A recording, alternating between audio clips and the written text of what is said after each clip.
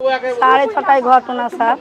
কি হয়েছিল ঘটনাটা বলুন। প্রথম আমরা বাড়ি থেকে বমের আওয়াজ পেলাম। এবার যদি বমের আওয়াজ পেয়ে যদি আমরা আসছি স্যার, তা সব পড়ে বসে আছে। তাদেরকে সব তুলিয়া এই দুয়ারে সবকে আনা হলো। আর যত ছেলে সব দেখেছিল তারা সব আহত হলো। আর আমরা যাইনি, আমরা বমের আওয়াজ পেয়ে আমরা ঢুকিনি। বমটা মেরেছিল কে?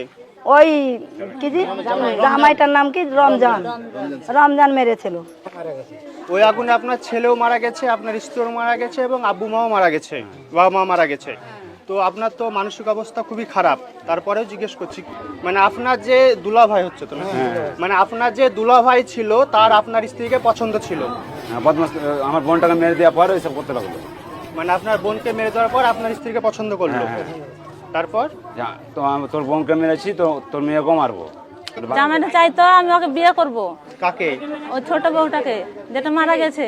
ও, তারপর তাকে বিয়ে করতে চাইতো? হ্যাঁ, মানে মেয়েটার অনেক ইচ্ছা ছিল না তো, ওই জবরদস্তি ভালোবাসার লেগেন এই কিছু জানতোই না ওই শুধু।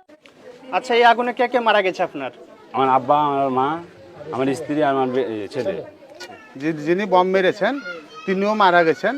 যে বমটা মেরেছে সে কে? এ বাড়ির জামাই? জামাই। এর আগে